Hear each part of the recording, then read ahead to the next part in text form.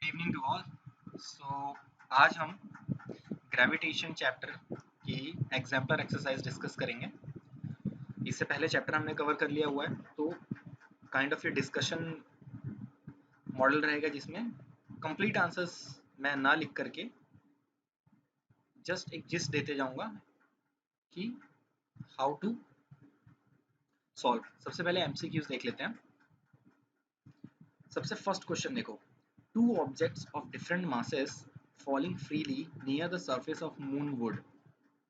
ठीक है, मून के पास फ्री फॉल कर रहे हैं वो, have same velocities at any instant, have different accelerations, experience the force of same magnitude, undergo a change in inertia। ठीक है, तो लॉ ऑफ ग्रेविटेशन हमें क्या बताता है कि अगर कोई भी दो ऑब्जेक्ट हैं और उन पे अगर ग्रेविटेशनल फोर्स अप्लाई हो रहा है तो एक्सेलरेशन जो होगा उन सभी ऑब्जेक्ट्स का, ठीक है, वो सेम होगा। क्योंकि एक्सेलरेशन जो होता है, एक्सेलरेशन ड्यू टू ग्रेविटी भी जैसे तुम्हें पता है, वो ऑब्जेक्ट की मास के इंडिपेंडेंट होता है। इसका मतलब कि ऑब्जेक्ट चाहे जिस भी मास का हो, उन सभी पे एक्सेलरेशन ड्यू टू ग्रेविटी तो सेम ही लगेगी, तो कोई दिक्कत नहीं है। इस बार बस क्या है, एक्सेलरेशन ड्यू टू ग्रेविटी जो है वो मून पे है, तो मून पे भी है तो भी सेम ही फंडा अप्लाई होगा। और जो एक्सेलरेशन ड्यू टू ग्रेविटी दोनों मासेस पे लग रही होगी, लेट्स से m1 और m2 पे सेम लग रही होगी। अब जब उन पे एक्सेलरेशन सेम लग रहा होगा और फ्री फॉल कराया गया है, तब क्या होगा, उनकी वेलोसिटीज भी सेम ही होंगी। तो फर्स्ट का करेक्ट आंसर हो जाएगा ए, have the same velocities at any instant।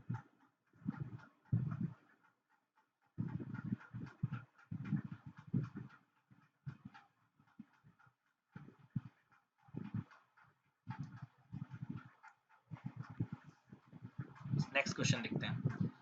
The value of acceleration due to gravity is same on equators and poles, is at least on poles, is least on equator, increases from pole to equator। ये तो discuss किया हुआ है ना, कि क्या होता है, रेडियस ऑफ अर्थ जो होता है वो काइंड ऑफ इक्वेटर पे थोड़ा सा ज़्यादा बड़ा होता है एज कम्पेयर टू पोल्स पे। यही रीज़न है कि पोल्स पे एक्सेलरेशन ड्यू टू ग्रेविटी थोड़ी सी ज़्यादा आती है। Acceleration due to gravity is more on poles, तो ये तो लिखा नहीं है, बट लीस्ट ऑन इक्वेटर, तो ये सही हो जाएगा। तो इसका करेक्ट आंसर होगा सी। अब नेक्स्ट क्वेश्चन देखते हैं, third. The gravitational force between two objects is F. If the masses of both are half without changing the distance between them, then the gravitational force would become। ठीक है, तो initial gravitational force कितना है, दो objects के बीच gravitational force F है। मान लेते हैं कि मासेस जो थे वो थे m1 और m2, तो ग्रेविटेशनल फोर्स क्या हो जाएगा, g into m1 m2 upon r का स्क्वायर। अब क्या बोल रहा है, कंडीशन में मास डबल कर दिया गया है, इसका मतलब m1 क्या बन गया, अब ट्वाइस ऑफ m1, और m2 क्या बन गया है, ट्वाइस ऑफ m2। ठीक है, r अच्छा हाफ बोल रहा है, okay. If masses of both objects are half, correct कर लेना गाइस यहाँ पे, तो हाफ होगा। m1 बन गया m1 बाई टू, m2 बन गया है m2 by to, without changing the distance between them, यानी r अभी भी क्या है r। The gravitational force would become, तो नए केस का ग्रेविटेशनल फोर्स मान लेते हैं F2, मान लेते हैं इसको, ये F1 रख लेते हैं इसको। F2 कितना हो जाएगा, G into M1 by two into M2 by two upon R square, तो ये हो जाएगा G into M1 M2 by 4 R square. अब ये देखो, ये G M1 M2 upon R square तो क्या है, F1 है ना, तो मैं यहाँ लिख सकता हूँ। ठीक है, इस चीज़ को मैं यहाँ पर लिख रहा हूँ, F2 equals to F1 by 4।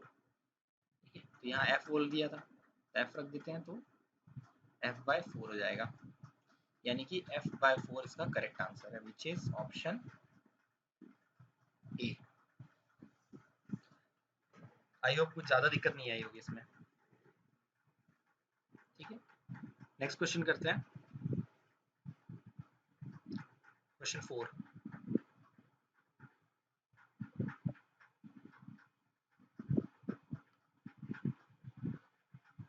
थोड़ा सा पहले बोर्ड क्लीन कर लिया जाए।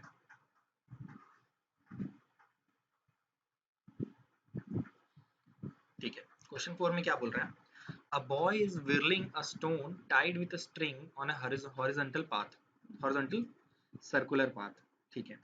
If the string breaks, the stone, A option है, will continue to move in the circular path, will move along a straight line towards the center of circular path, will move along a straight line tangential to the circular path, या फिर D, will move along a straight line perpendicular to the circular pathway away from the body. यानी कि question में क्या बोल रहा है कि एक बच्चा यहाँ पे खड़ा हो गया है, ठीक है, और उसने एक स्टोन को टाई कर दिया एक थ्रेड से, और अब वो उसको सर्कुलर पाथ में रोटेट कर रहा है, ठीक है. सभी ने किया होगा कभी ना कभी उस चीज को. यूजुअली हम अपने चार्जिंग केबल्स को कभी कभी ऐसे रोटेट करते हैं. फिर तो क्या बोलना चाह रहा है ये यहाँ पे कि अगर स्ट्रिंग ब्रेक हो गई तो क्या होगा. पहले ऑप्शन में तो बोल रहा है कि वो सर्कुलर पाथ ही करता रहेगा, जो कि काफी अनरियलिस्टिक है. हम सभी को पता है, जादू तो है नहीं, कट कर दिए तब भी वो ऐसे ही घूम रहा है, तो ये ऑप्शन तो नहीं होगा. B, will move along straight line towards the centre of circular path. अब ये बोल रहा है कि सर्कुलर पाथ का जो सेंटर है उसके तरफ ही टुवर्ड्स मूव करेगा. तो फील से बताओ मुझे, ठीक है, क्योंकि फिजिक्स तो पूरा फील का ही चैप्टर है. तो क्या मैं ऐसे करके कुछ एक थ्रेड से एक रोप टाइप स्टोन टाई करके घुमाऊंगा और उसको कट कर दूंगा इमीडिएटली, तो क्या वो स्टोन वापस मेरे हाथ पे आ जाएगी क्या? पॉसिबल ही नहीं हो, तो बाहर की ओर फेंकाएगी ना, तो सेंटर पे तो नहीं आएगी. सी ऑप्शन है, will move along the straight line tangential to the circular path. तो ये लग रहा है कुछ हो सकता है ना. और डी ऑप्शन पढ़ लेते हैं, will move along the straight line perpendicular to the circular path away from the body. अब सी ऑप्शन देखो, will move along a straight line tangential to the circular path. तो ये सर्कुलर पाथ है, tangent सबने पढ़ा है. Tangent क्या होती है? एक लाइन जो सर्कल को सिर्फ एक पॉइंट पे टच करती है. तो ये इस पाथ में इसके जाने के चांसेस हैं, है ना. और डी ऑप्शन क्या है, will move along a straight line perpendicular to the circular path. तो ये सर्कुलर पाथ के परपेंडिकुलर एक स्ट्रेट लाइन है, तो ये इधर आगे मूव करेगा. तो ऑब्वियसली डी ऑप्शन भी नहीं हो सकता, तो सी ऑप्शन ही होगा, ठीक है. अब सी ऑप्शन ही करेक्ट क्यों होगा, ये चीज तुम सर्कुलर मोशन में पढ़ोगे कि कोई भी ऑब्जेक्ट जब एक सर्कुलर मोशन कर रहा होता है तो उसकी वेलोसिटी, जो इंस्टेंटेनियस वेलोसिटी होती है, वो हर समय रेडियस के परपेंडिकुलर होती है, ठीक है. तो जैसे ही स्ट्रिंग कट जाएगी तब क्या होगा, वो जो भी इनिशियल उसकी डायरेक्शन होगी उसी की तरफ जाएगा. जैसे ही तुमने स्ट्रिंग कट की, वो जो मास है वो फेंका के टेंजेंशियल डायरेक्शन में जाने लगेगा. तो फोर्थ का करेक्ट ऑप्शन हो जाएगा सी, ठीक है.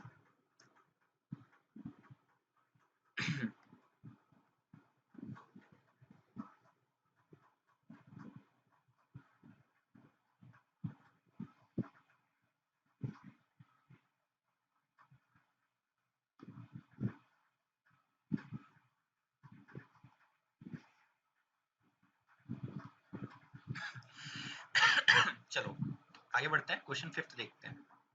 अच्छा, क्वेश्चन फिफ्थ, लेटेस्ट सीबीएसई 2020 का जो सिलेबस है जिसमें 30% रिडक्शन हो रहा है, उसमें ये कट गया है, ठीक है. तो इसे हम अभी तो डिस्कस नहीं कर रहे हैं, हो सकता है एक सेपरेट वीडियो बना करके भले डिस्कस कर लेंगे. अभी will just stick to the syllabus और देखते हैं क्या होती हैं चीजें आगे.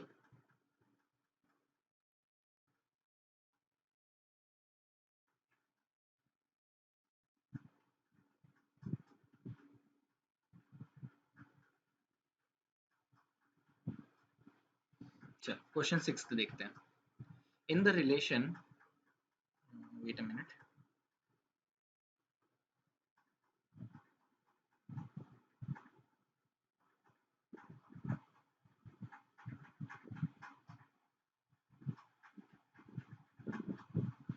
ठीक है.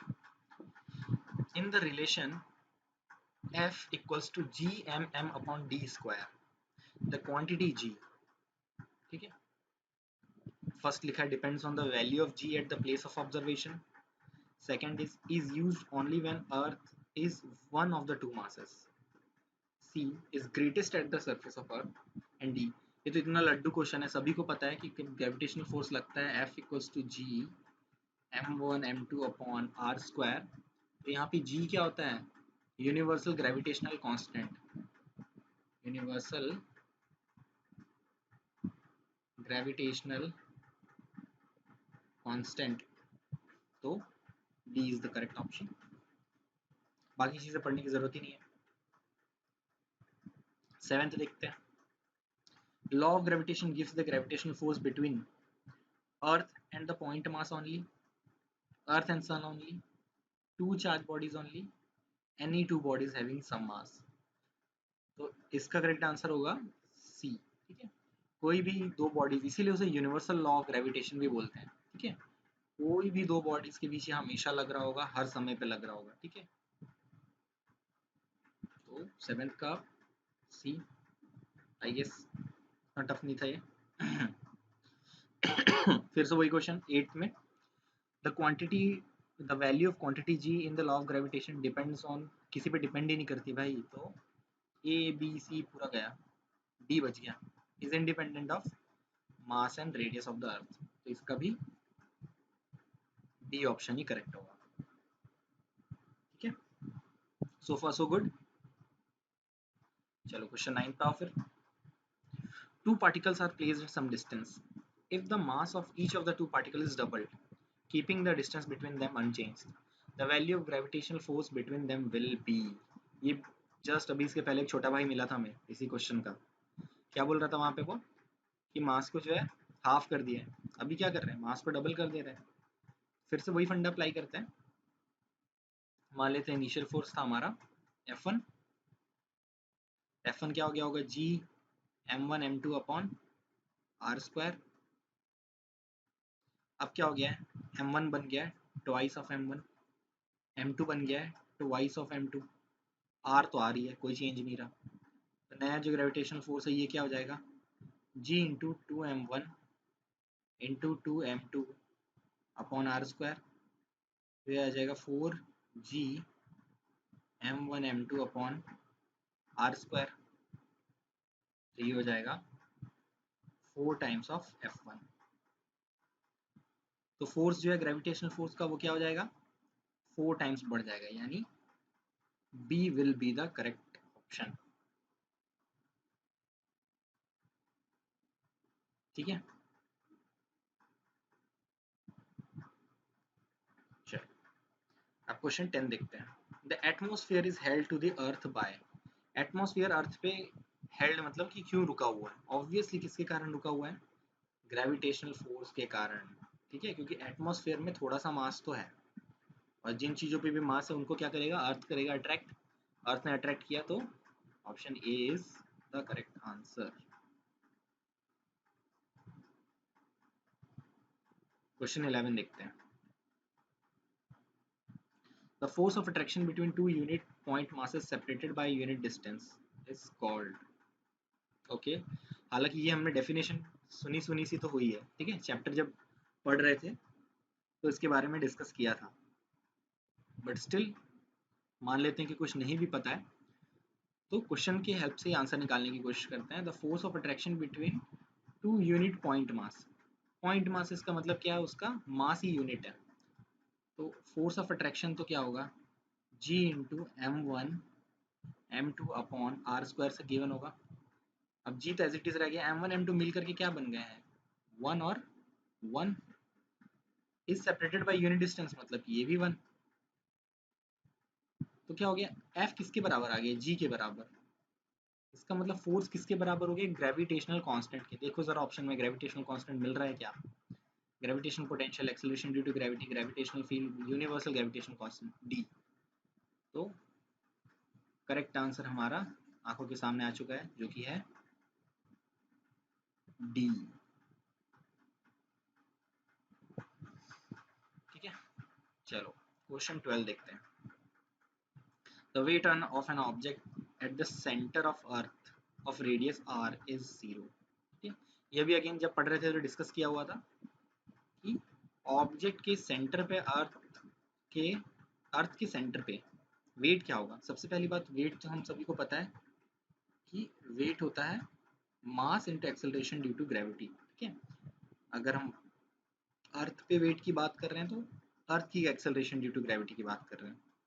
आप सोच के देखो, जब तुम अर्थ के सेंटर पे चले जाओगे, ये रहा अर्थ, ये रहा इसका सेंटर, जब तुम अर्थ के सेंटर पे पहुंच चुके हो तो क्या तुम्हें वहां पर मास चेंज होगा क्या? नहीं, बिल्कुल भी नहीं। मास तो हर जगह क्या होता है, कांस्टेंट होता है। But what about acceleration due to gravity? Acceleration due to gravity का क्या होगा? एक्सेलरेशन ड्यू टू ग्रेविटी तो बदलती रहती है, सरफेस पे अलग, हाइट पे कुछ और, डेप्थ पे कुछ और। तो अर्थ के सेंटर पे एक्सेलरेशन ड्यू टू ग्रेविटी क्या हो जाएगी? जीरो। ऐसा क्यों होगा, बता सकते हो क्या?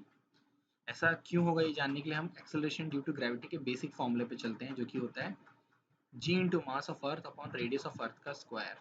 ठीक है, अब मुझे ये बताओ कि जब तुम अर्थ के सेंटर पे चले गए तो कौन सा ऐसा मास बचा जिसके कारण एक्सेलरेशन ड्यू टू ग्रेविटी आएगा? इसका मतलब जब तुम सेंटर की बात करोगे तो मास ऑफ अर्थ ही वहां पर तुम्हें क्या मिलेगा? जीरो, जिसके कारण एक्सेलरेशन ड्यू टू ग्रेविटी भी क्या मिलेगा? जीरो। अब सेंटर पे अर्थ का मास जीरो क्यों है? ऐसे सोच के देखो, एक बॉल है, ठीक है, उसको तुम मान लो छीलते गए, ठीक है, स्क्रिप की सरफेस को स्क्रैच करते गए, टू द पॉइंट की वो बॉल छोटी होती गई, साइज में छोटी हुई गई, और एक टाइम के बाद एक पॉइंट बचा। तो क्या लगता है तुम्हें, कुछ मास बचेगा उसमें? बिल्कुल भी नहीं। तो यही रीजन है कि सेंटर पे एक्सेलरेशन ड्यू टू ग्रेविटी नहीं लगेगी। ठीक है, अर्थ का ग्रेविटेशनल पुल उसके मास के कारण आता है, और जब तुम सेंटर पे रख दोगे तो कुछ बचेगा ही नहीं जो उसको अपनी तरफ पुल कर रहा होगा, तो उसके कारण वेट भी क्या आ जाएगा? Zero.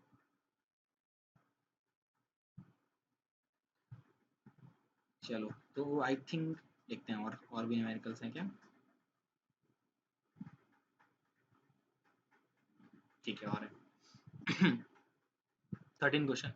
N objects weight 10 newton immersed full in water. ये अगेन आर्किमिडीज प्रिंसिपल का क्वेश्चन है, जो कि आउट ऑफ सिलेबस है, तो ये नहीं कर रहे हम। ठीक है,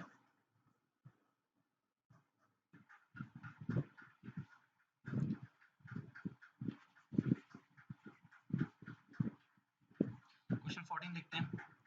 a girl stands on box having इतना इतना in which way pressure. Okay, ये थ्रस्ट एंड प्रेशर का क्वेश्चन है,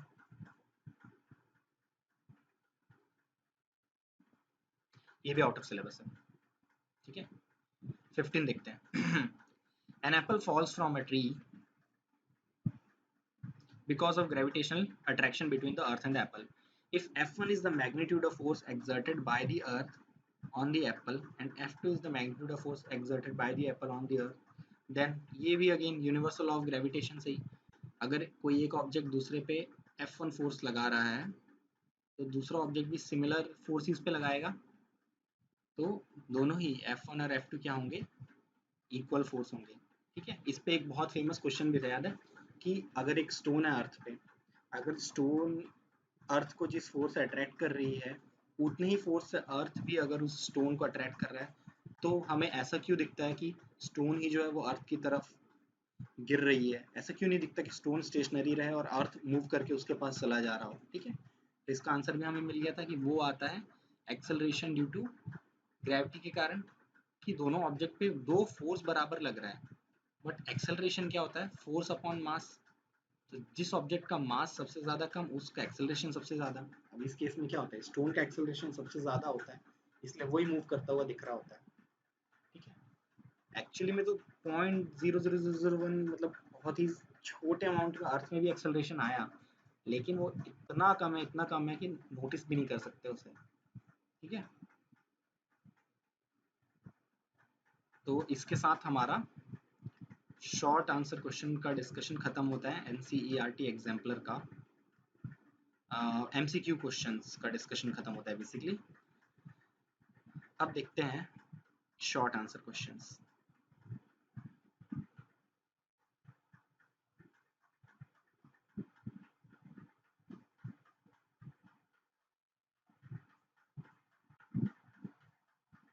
रिज्यूम ओके, तो शॉर्ट आंसर क्वेश्चंस में सबसे फर्स्ट क्वेश्चन है, what is the source of centripetal force that a planet requires to revolve around the sun, on what factors does that force depend. ठीक है, इस question को करने से पहले ना क्वेश्चन 22 कर लेते हैं। ठीक है, उससे 16 को करने में बहुत ज़्यादा हेल्प मिलेगी। ठीक है, देखते हैं एक बार। The earth is acted upon by the gravitation of sun even though it does not fall into the sun, why. ठीक है, काफ़ी फेमस क्वेश्चन है ये, हमने डिस्कस भी किया था इसे कि अर्थ जो है जब अट्रैक्ट कर रहा है सन उसको, तो ऐसा क्यों नहीं हो रहा है कि अर्थ अट्रैक्ट होके उसके पास चला जा रहा है और गिर जा रहा है सन में। ठीक है, फॉल इनटू द सन मतलब कोलैप्स कर जाना उसमें। और जैसा कि यूजुअली होता है, मैं यहाँ पे एक स्टोन रखूंगा, मैं छोड़ूंगा तो वो उसको ग्रेविटी उस पर एक्ट करेगी और वो जमीन में गिर जाएगा, it will fall into the earth. So ऐसा क्या हो रहा है। ठीक है, इसको समझने से पहले ना हम लोगों को वेलोसिटी और एक्सेलरेशन का थोड़ा सा कॉन्सेप्ट क्लियर करना पड़ेगा। देखो, वेलोसिटी वेलोसिटी क्या मेजर करती है कि हम किस स्पीड से, ठीक है, किस रेट से हमारी पोजीशन चेंज हो रही है। ये चेंज कौन ऑब्जर्व करता है, वेलोसिटी ऑब्जर्व करता है। ठीक है, और एक्सेलरेशन क्या होता है, एक्सेलरेशन बस ये चेंज देखता है कि किस रेट से हमारी वेलोसिटी चेंज हो रही है, rate of change of velocity. ठीक है, अब वेलोसिटी की खास बात क्या है कि वेलोसिटी में क्या होती है, स्पीड भी होती है और डायरेक्शन भी होती है ना। इसका मतलब अगर मैं स्ट्रिक्टली वेलोसिटी के टर्म्स में बात करूं तो कोई ऑब्जेक्ट सेम स्पीड मेंटेन करते हुए भी अगर डायरेक्शन अलग अलग चेंज कर रहे हैं, तब मैं उसे क्या बोलूँगा कि हर मोमेंट पे उसकी वेलोसिटी चेंज हो रही है। तो चेंज इन वेलोसिटी का सिर्फ ये मतलब नहीं होगा कि इसकी स्पीड चेंज हो रही है। ठीक है, कांस्टेंट स्पीड मेंटेन करते हुए भी अगर वो डायरेक्शंस बदल रहा है, जैसा कि किस में होता है, यूनिफॉर्म सर्कुलर मोशन में होता है कि उसकी वेलोसिटी हर पॉइंट पे बदल रही होती है बट स्पीड कांस्टेंट रह रही होती है। तो एक्चुअली में जब सोलर सिस्टम फॉर्म हुआ, ठीक है, तो जितने भी प्लैनेट थे सब मूविंग मोशन में थे। अब देखो यहाँ पर मान लो सन है, ठीक है, ये है सन और ये अर्थ है। अर्थ कहीं पर भी स्टार्टिंग की बात कर रहे हैं, अर्थ सन के पास से स्ट्रेट लाइन से निकल रहा होगा, मान लो स्ट्रेट लाइन मोशन करते हुए इसके पास आया होगा, यहाँ आया होगा। अब क्या होगा देखो, जब वो इस पॉइंट पे पहुंचा ना, तब सन ने उसको अपनी तरफ अट्रैक्ट किया, उसकी खुद की भी एक वेलोसिटी थी, तो वो क्या करेगा, इन दोनों का रिजल्टेंट वेलोसिटी लेकर के कहीं एक इस डायरेक्शन की वेलोसिटी में चला जाएगा। ठीक है, अब सन तो क्या है, हर बार उस पर ग्रेविटी लगा रहा होगा, यानी हर बार इसको क्या कर रहा होगा, अपनी तरफ अट्रैक्ट करने की कोशिश कर रहा होगा। तो जिस भी मोमेंट पे ऑब्जेक्ट मान लो इधर जाना चाहता होगा, तो उसकी वेलोसिटी थोड़ी सी इधर हो जाती होगी। फिर उसके बाद जब वो यहाँ पहुँचता होगा, फिर वो इधर जाना चाहता होगा, फिर उसकी वेलोसिटी थोड़ी सी इधर हो जाती होगी। इसका मतलब हर मोमेंट ऑफ टाइम पे क्या कर रहा है, सन का जो ग्रेविटेशनल पुल है वो ऑब्जेक्ट की वेलोसिटी को बदल रहा है। ऑब्जेक्ट की वेलोसिटी को बदल रहा है, इसका मतलब क्या हो रहा है, ऑब्जेक्ट एक्सेलरेट हो रहा है। ठीक है, ऑब्जेक्ट एक्सेलरेट हो रहा है, इसका मतलब उस पर कोई ना कोई एक्सेलरेशन ऐड कर रहा है और वही एक्सेलरेशन फोर्स को हम सेंट्रीपिटल एक्सेलरेशन बोलते हैं।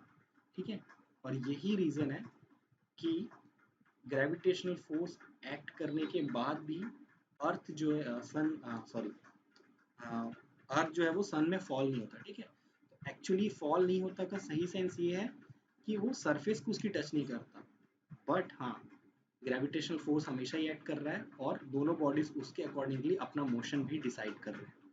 ठीक है, अब तुम पूछोगे कि सर तो फिर क्या होता, मान लेते हैं अगर अर्थ के पास कोई वेलोसिटी नहीं होती। अगर अर्थ के पास कोई वेलोसिटी नहीं होती तब तो फिर वो ऐसे ऑर्बिट नहीं करता, तब तो वो कोलैप्स कर जाता। तो हाँ बिल्कुल, और द रीज़न कि हम अर्थ पे भी जिंदा हैं वो इसलिए है क्योंकि अर्थ के पास थी कुछ वेलोसिटी जिसके कारण वो ऑर्बिट कर रहा है। नहीं तो बाकी जो भी अदर प्लैनेट्स, गैसेस या पार्टिकल्स थे वो सभी तो सन की ग्रेविटेशनल पुल में आ करके ज्वाइन कर लिए सन को, और they have actually made what sun is made up of now. Sun जो अभी है वो अपने आसपास के सारे जो स्टेशनरी ऑब्जेक्ट्स थे उनको वो पुल कर चुका है और इसलिए अभी वो इस शेप में है, ठीक है। तो I hope you got your answer कि क्यों सन जो है वो अर्थ जो है वो सन में फॉल नहीं करता। चलो, तो यहाँ से ये वाले क्वेश्चन का आंसर भी मिल गया। What is the source of centripetal force? तो gravitational pull of earth. Gravitation pull of earth नहीं, यहाँ पे होगा सन। किन किन फैक्टर्स पे ये फोर्स डिपेंड करेगा? Mass of sun and the planet, first है ये, और सेकंड है डिस्टेंस बिटवीन देम। ठीक है, चलो नेक्स्ट क्वेश्चन देखते हैं 17। On earth a stone is thrown from a height in direction parallel to the earth surface, ठीक है, while another stone is simultaneously dropped from the same height. Which stone would reach the ground first and why? ठीक है, ये है अर्थ, ये question भी discuss किया हुआ था वैसे। ये है अर्थ का सरफेस, ये हमने किसी हाइट पे जाके एक स्टोन थ्रो की, एक अर्थ के पैरेलल थ्रो की तो वो कुछ ऐसी ट्रेजेक्टरी ले लेगी, एक हमने उसी मोमेंट पे वहां से जमीन में ड्रॉप करा दिया तो वो कुछ ऐसे ट्रेजेक्टरी ले लेगी। अब यहाँ ध्यान देने वाली चीज ये है ना कि दोनों ही केस में एक्सेलरेशन जो होगा वो होगा एक्सेलरेशन ड्यू टू ग्रेविटी, और वो दोनों ही केस में सेम लग रहा होगा। इसका मतलब अगर मैं सिर्फ वर्टिकल डायरेक्शन में इक्वेशन का मोशन लगाऊं तो दोनों ही ऑब्जेक्ट में g acceleration due to gravity act कर रही होगी, ठीक है। तो हम क्या बोल सकते हैं, if we consider equation of motion for vertical part, तो केस वन में क्या होगा, मान लो h हाइट से, तो s equals to u t plus half into a t square apply करते हैं। s की जगह क्या आ जाएगा h, इनिशियल वेलोसिटी 0, a की जगह क्या आ जाएगा g, तो h equals to half into g t square, यहाँ से टाइम क्या आ जाएगा 2h अपॉन जी का रूट। ये अब सेम ही केस 2 लेकर के सॉल्व कर लेते हैं। केस 2 मान लो मैं यहाँ पे बता रहा हूँ, केस टू में भी क्या है, सब चीजें सेम है, इनिशियल वेलोसिटी वर्टिकल डायरेक्शन में 0 है, ठीक है, हॉरिजॉन्टल में तुमने दी है कुछ वेलोसिटी, वर्टिकली तो 0 है ना, ठीक है। क्या बोला देखो इसमें, parallel to the earth surface, इसका सेंस यही है, अगर वो पैरेलल नहीं बोलता तो हम बोलते वर्टिकल में भी कुछ वेलोसिटी मिल गई होगी। अगेन यहाँ पर भी क्या है, एस को कितना ट्रैवल करना है, ठीक है, वर्टिकल डायरेक्शन में। अब देखो वर्टिकल डायरेक्शन में अभी भी वो कितना ट्रैवल कर रहा है, एच डिस्टेंस ही तो ट्रैवल कर रहा है ना, तो अगेन इस केस में भी टाइम कितना हो जाएगा 2h/g, तो टाइम तो सेम ही लगेगा दोनों में, ठीक है। तो which stone would reach the ground first? Then both stone will reach the ground at the same time. Why? Because acceleration due to gravity will act equally on both the stones, या फिर vertical component of the gravitational force will be same on both the objects, therefore time taken to reach the ground won't vary. 18 question देखते हैं।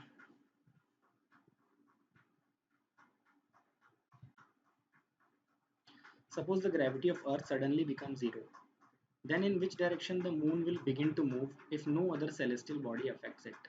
ठीक है, gravity of earth suddenly 0 हो गई बोल रहा है, ठीक है।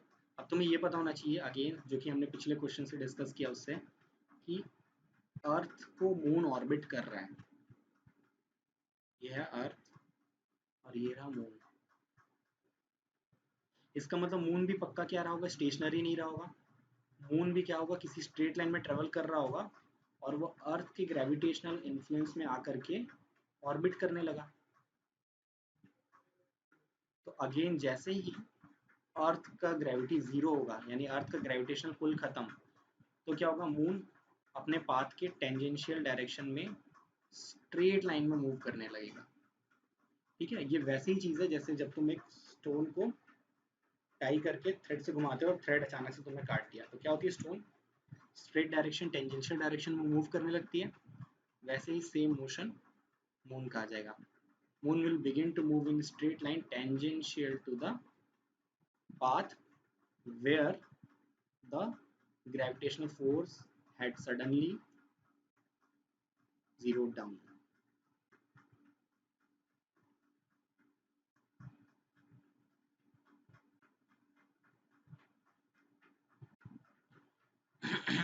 Question 19.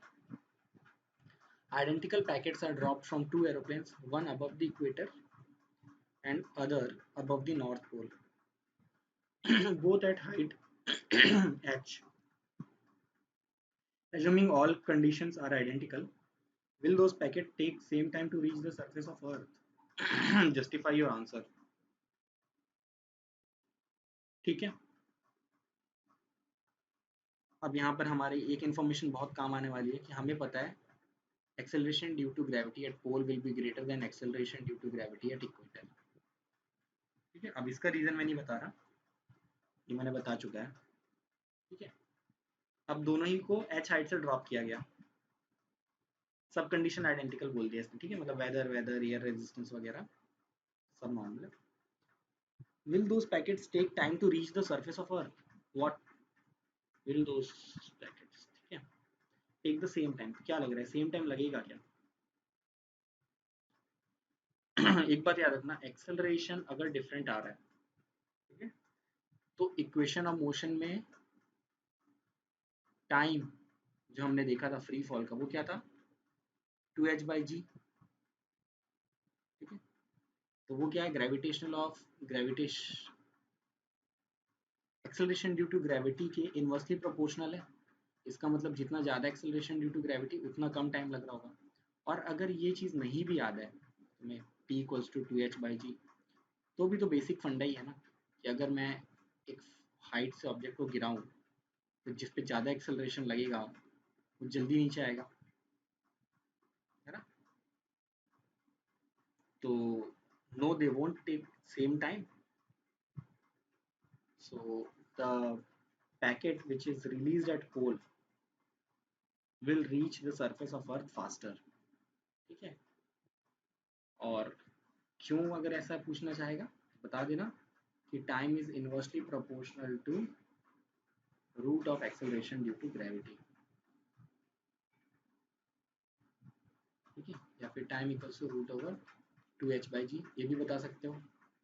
फ्री फॉल का टाइमिंग है ये।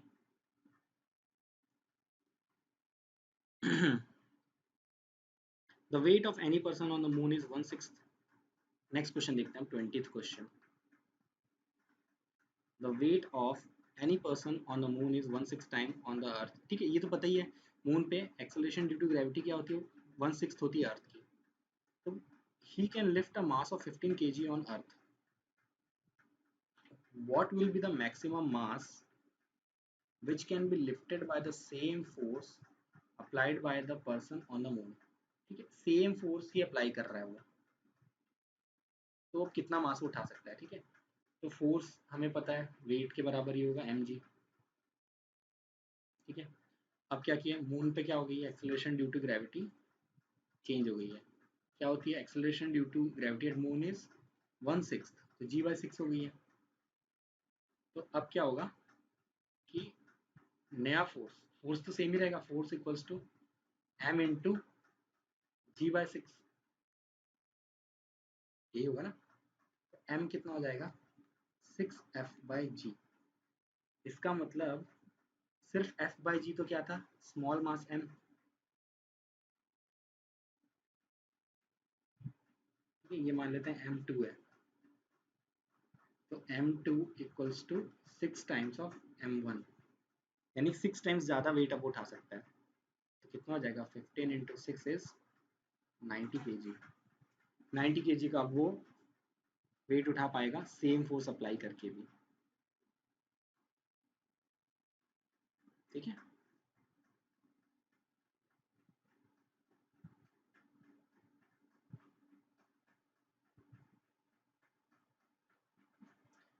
ट्वेंटी वन क्वेश्चन देखते हैं।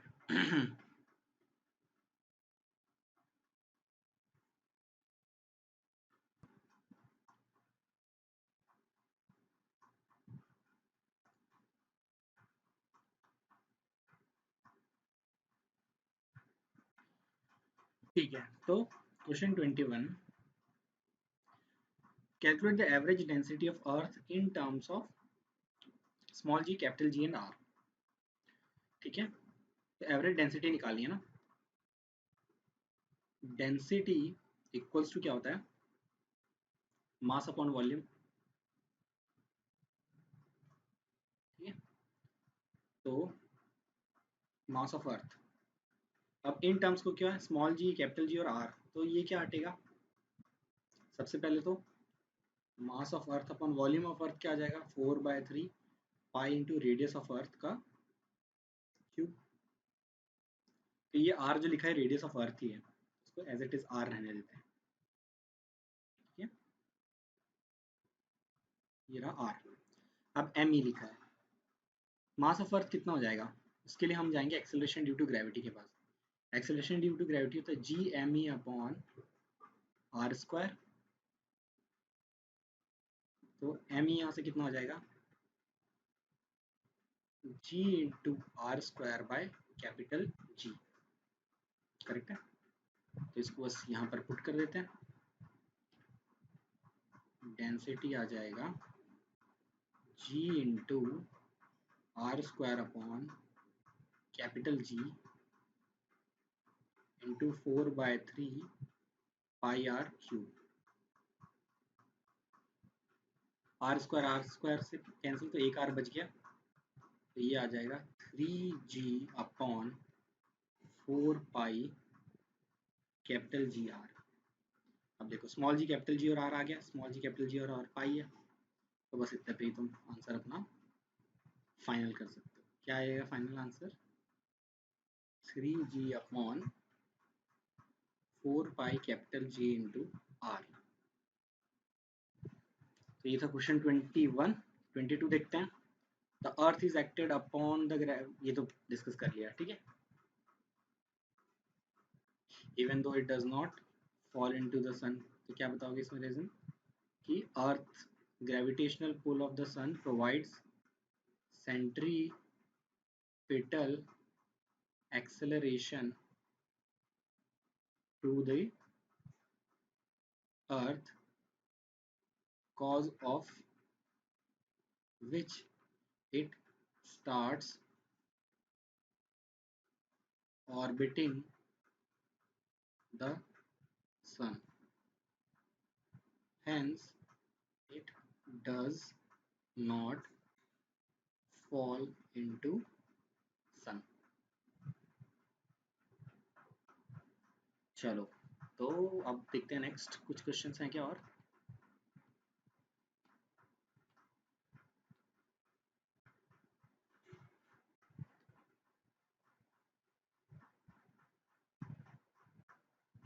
ठीक है, अब लॉन्ग आंसर्स क्वेश्चंस बचे हैं,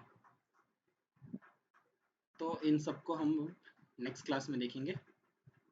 लॉन्ग आंसर को एक मिनट तो देख ही लेते हैं, शायद शॉर्ट ही है।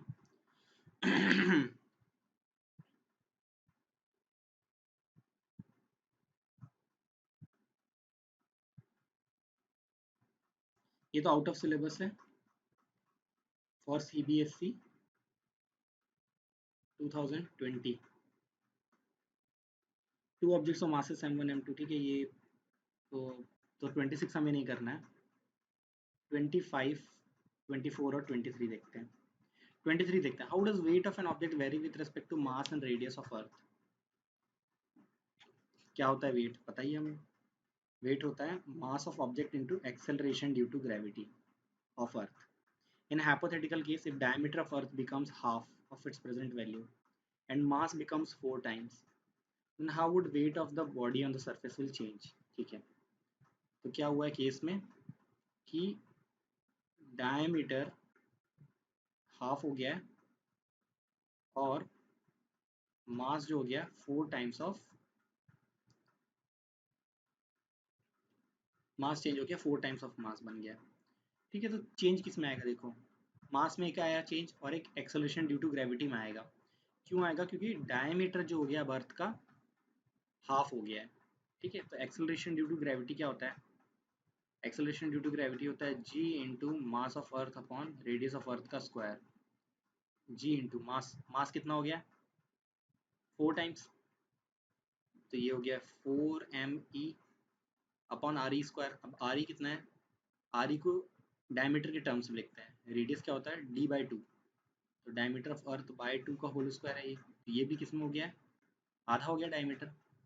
तो g into 4me upon de/2 into 2, d/2 तो था ही, का होल स्क्वायर। तो ये हो गया g into 4me upon D square by 4। तो ये 4 ऊपर जाके कितना हो गया? 16me upon D square. अच्छा एक बात बताओ, यहीं पर से अब इस डी को वापस से रेडियस में चेंज करते हैं तो कितना आ जाएगा? 16 mass of earth upon radius of earth का whole square, twice of radius of earth का। तो ये जाएगा 4 times of M E upon R E square. 4 times, ये जी रहेगा यहाँ पे, तो ये आ जाएगा 4 टाइम्स ऑफ g1। तो नया एक्सेलरेशन ड्यू टू ग्रेविटी क्या हो गया? 4 टाइम्स आ गया। ठीक है, तो वेट कितना हो जाएगा देखो, मास हो गया किसका? अच्छा, ऑब्जेक्ट का मास तो कोई चेंज नहीं हुआ, weight of an object vary with respect to mass and radius of earth. Object का मास तो एम ही रहा। जी कितना हो गया? 4g। तो वेट कितना हो जाएगा? 4 times of M G which is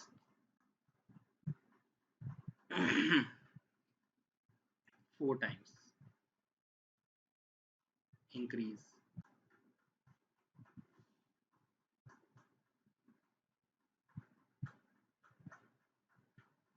question 24 देखते हैं। How does the force of attraction between the two bodies depend on their masses and distance between them? ये तो यूनिवर्सल ऑफ ग्रेविटेशन में बताया हुआ है। ये क्या होता है? Directly proportional to product of masses and inversely proportional to distance between them का स्क्वायर। एक स्टूडेंट ने सोचा कि 2 ब्रिक्स को एक साथ टाई कर देते हैं तो वो जल्दी गिरेगा। ऐसा नहीं होगा। ठीक है, क्यों होगा? क्योंकि acceleration due to gravity is independent of mass of the object. Object के मास के इंडिपेंडेंट होता है एक्सेलरेशन ड्यू टू ग्रेविटी। तो we don't agree with the hypothesis. उसके बाद लास्ट क्वेश्चन देखो 25। Two objects of masses m1 m2 having same size are dropped simultaneously from height h1 and h2. Find out the ratio they would take in reaching the ground. ठीक है, will this ratio remain the same if one of the objects is hollow and other is solid? Second में both of them are hollow, size remaining the same in each case. ठीक है, सबसे पहले time कितना लगेगा ये पता है हमें, 2 इंटू h1 बाय जी फर्स्ट वाले केस के लिए। सेकेंड वाले मास के लिए क्या होगा? 2 इंटू h2 बाय जी। तो रेशियो क्या हो जाएगा? T1 बाई T2 ये हो जाएगा root h1 by root h2। ठीक है, सिंप्लीफाई करके देखना, root h1 by root h2 आएगा। इसका मतलब टाइम किस पे डिपेंड कर रहा है? सिर्फ और सिर्फ हाइट पे।